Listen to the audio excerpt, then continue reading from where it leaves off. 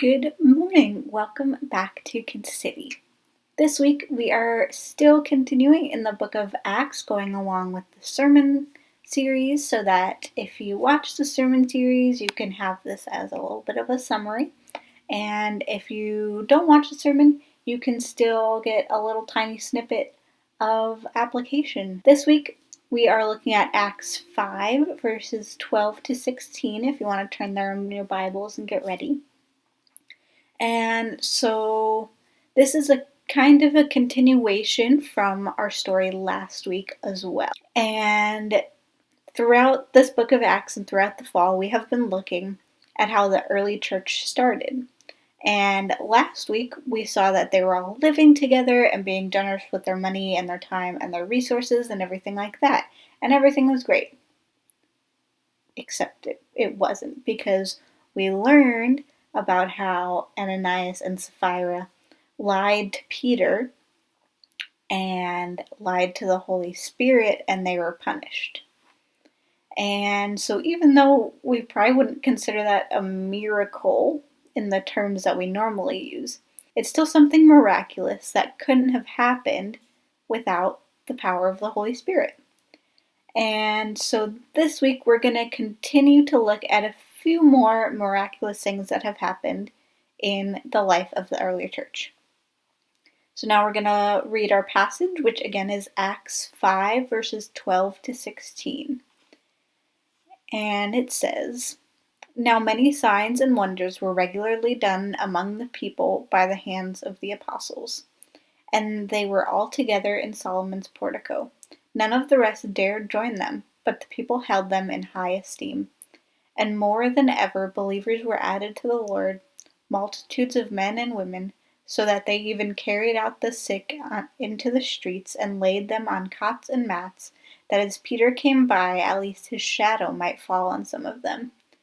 The people gathered from the towns around Jerusalem, bringing the sick and those afflicted with unclean spirits, and they were all healed." And so, when we look at this passage, we can see that there are a few descriptions of different miraculous things or miracles that took place.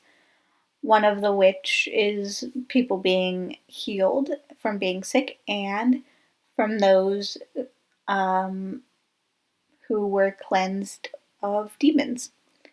And so, even though the text doesn't explicitly say this, it's one thing that we can assume, given the entire context of not only this passage but also the book of Acts and of the entire Bible, is that the disciples who were healing and doing these things were not doing this in their own power.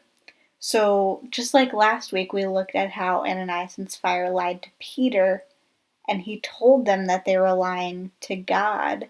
Similarly, Peter and the disciples were not healing these people because of their own power, but because of the power of the Holy Spirit.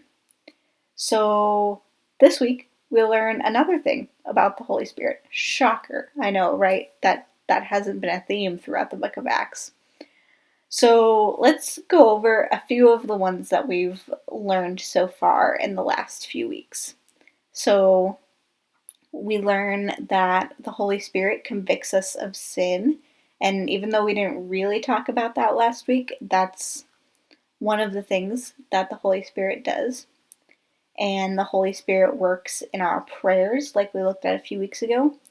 And a common theme that we've looked at multiple times is how the Holy Spirit enables us to be witnesses for Jesus, to teach and to preach the good news with boldness, or to tell of God's mighty works.